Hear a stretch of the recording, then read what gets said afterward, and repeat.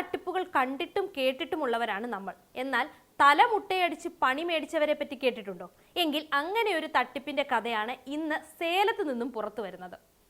സിരുത്തെ എന്ന തമിഴ് സിനിമയിൽ കാർത്തിയും സന്താനവും ചേർന്ന് പണമുണ്ടാക്കാൻ ആളുകളെ പറ്റിച്ച് തലമുണ്ടനം ചെയ്യിക്കുന്ന കോമഡി രംഗം സിനിമാ പ്രേമികൾ മറന്നു കാണില്ല. ഈ സിനിമാ രംഗത്തെ മറികടക്കുന്ന ഒരു തട്ടിപ്പ് സംഭവം സേലം ജില്ലയിൽ നടന്നു. കഥ ഇങ്ങനെയാണ്. ഒരു ഫോൺ കോൾ. ആ ഒരു ഫോൺ കോൾ കാരണം 3 സ്ത്രീകൾക്ക് നഷ്ടപ്പെട്ടത് അവരുടെ മുടി മാത്രമല്ല, വർഷങ്ങളായി കെട്ടിപ്പടുത്ത വിശ്വാസം കൂടിയായിരുന്നു. സർക്കാർ സഹായം ലഭിക്കുമെന്ന് വിശ്വസിച്ച് തലമുണ്ടനം ചെയ്ത സ്ത്രീകൾക്ക് അവസാനം മനസ്സിലായത് അവർ ഒരു വലിയ തട്ടിപ്പിന്റെ ഇരകളായി എന്ന സത്യമായിരുന്നു. തമിഴ്നാട്ടിലെ സേലം ജില്ലയിൽ നടന്ന ഈ വിചിത്രമായ തട്ടിപ്പ് സംഭവം ഇപ്പോൾ വലിയ ചർച്ചയായിരിക്കുകയാണ്. സേലം ജില്ലയിലെ ആറ്റൂർ താലൂക്കിലായിരുന്നു ഈ സംഭവം. ഒരു ദിവസം ഒരു സ്ത്രീയുടെ ഫോണിലേക്ക് ഒരു കോൾ വരുന്നു. മറുവശത്ത് സംസാരിച്ച വ്യക്തി സ്വയം ഒരു സർക്കാർ ഉദ്യോഗസ്ഥനാണെന്ന് പരിചയപ്പെടുത്തി. താൻ തഹസിൽദാരാണെന്നും പ്രദേശത്ത് വലിയൊരു ആരോഗ്യ പ്രശ്നം ഉണ്ടായിരിക്കുകയാണെന്നും അയാൾ പറഞ്ഞു.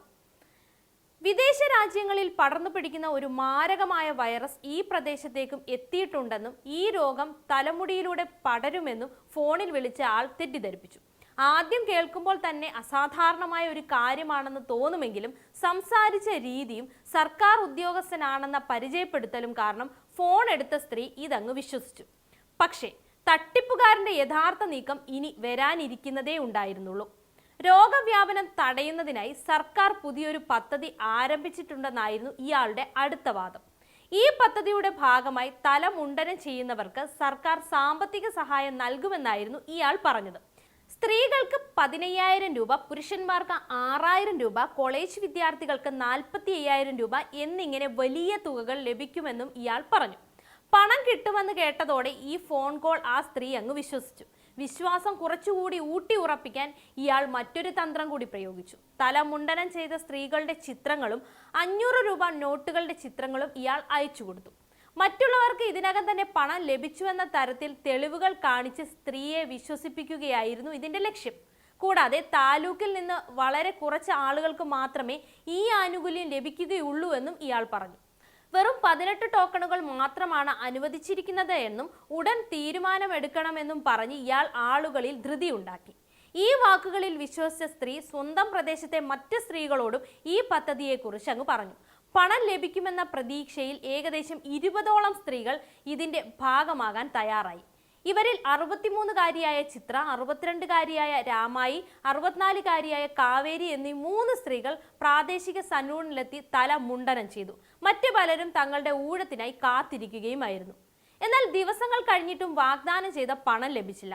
ആദ്യം ചെറിയൊരു വൈകലാണെന്ന് കരുതിയവർ പിന്നീട് വിളിച്ചയാളെ ബന്ധപ്പെടാൻ ശ്രമിച്ചു. പക്ഷേ ഫോൺ സ്വിച്ച് ഓഫ്. വീണ്ടും വിളിച്ചു. യാതൊരു പ്രതികരണവുമില്ല. അപ്പോഴാണ് സംശയം തുടങ്ങിയത്. തങ്ങൾ വലിയൊരു തട്ടിപ്പിന് ഇരയായോ എന്ന ചിന്ത അവരിൽ ഉണ്ടായി. സത്യമറിയാൻ ഇവർ ആറ്റൂർ താലൂക്ക് ഓഫീസിലെത്തി. അവിടെ ഉദ്യോഗസ്ഥരോട് കാര്യങ്ങൾ അന്വേഷിച്ചപ്പോഴാണ് ഞെട്ടിക്കുന്ന വിവരം പുറത്തു വന്നത്. ഇങ്ങനെ ഒരു സർക്കാർ പദ്ധതിയില്ല. അത്തരമൊരു രോഗബാധയെക്കുറിച്ചുള്ള മുന്നറിയിപ്പും നൽകിയിട്ടില്ല. തലമുണ്ടനം ചെയ്താൽ പണം നൽകുന്ന ഒരു പദ്ധതിയും സർക്കാർ പ്രഖ്യാപിച്ചിട്ടുമില്ല. ഇതോടെ തങ്ങൾ വിശ്വസിച്ചത് ഒരു വ്യാജ കഥയാണെന്ന് സ്ത്രീകൾ തിരിച്ചറിഞ്ഞു. തങ്ങൾ വഞ്ചിക്കപ്പെടുന്നുവെന്ന് മനസ്സിലാക്കിയ സ്ത്രീകൾ പോലീസിൽ പരാതി നൽകി. പരാതിയുടെ അടിസ്ഥാനത്തിൽ പോലീസ് അന്വേഷണം ആരംഭിച്ചു. അന്വേഷണത്തിനൊടുവിൽ അരിയലൂർ ജില്ലയിലെ ജയകൊണ്ടം താലൂക്ക് സ്വദേശിയായ സതീഷ് കുമാർ എന്ന 39കാരനെ പോലീസ് അറസ്റ്റ് ചെയ്തു. ചോദ്യം ചെയ്യലിൽ ഇയാൾ നൽകിയ മൊഴിയിലാണ് കേസിൽ കൂടുതൽ ശ്രദ്ധ കിടക്കുന്നത്. സോഷ്യൽ മീഡിയയിലെ പ്രാങ്ക് വീഡിയോകളിൽ നിന്ന് പ്രചോദനം ഉൾക്കൊണ്ടാണ് ഇത്തരത്തിലുള്ള തട്ടിപ്പ് പരീക്ഷിച്ചത് എന്നാണ് ഇയാൾ പോലീസിനോട് പറഞ്ഞത്. അജ്ഞാത നമ്പറുകളിലേക്ക് ഫോൺ വിളിക്കുക, സംസാരിക്കുന്നതിനിടെ ആളുകളുടെ വിവരങ്ങൾ മനസ്സിലാക്കുക, പിന്നീട് വിശ്വസിപ്പിക്കുന്ന തരത്തിൽ കഥകൾ പറയുക, സാമ്പത്തിക സഹായം വാഗ്ദാനം ചെയ്യുക, അവസാനം ഫോൺ ഓഫ് ചെയ്യുക. ഇതായിരുന്നു ഇയാളുടെ രീതി എന്നതാണ് പോലീസ് പറയുന്നത്. ഈ കേസിൽ അന്വേഷണം തുടരുകയാണ് ഇപ്പോഴും. യഥാർത്ഥത്തിൽ എത്ര പേരെ ഇയാൾ ഇത്തരത്തിൽ വഞ്ചിച്ചു എന്നതും പോലീസ് പരിശോധിച്ചുകൊണ്ടിരിക്കുകയാണ്. ഈ സംഭവം ഒരു കാര്യം കൂടി ഓർമ്മപ്പെടുത്തുകയാണ്. സർക്കാർ പദ്ധതികൾ, സാമ്പത്തിക സഹായങ്ങൾ, ആരോഗ്യ മുന്നറിയിപ്പുകൾ എന്നിവയെക്കുറിച്ച് ലഭിക്കുന്ന ഫോൺ സന്ദേശങ്ങൾ എല്ലാം സത്യമാണെന്ന് വിശ്വസിക്കരുത്. പ്രത്യേകിച്ച് പണം ലഭിക്കാൻ ആദ്യം ഒരു അസാധാരണമായ കാര്യം ചെയ്യണമെന്ന് ആരെങ്കിലും ആവശ്യപ്പെട്ടാൽ കൂടുതൽ ജാഗ്രത പാലിക്കേണ്ടതുണ്ട്.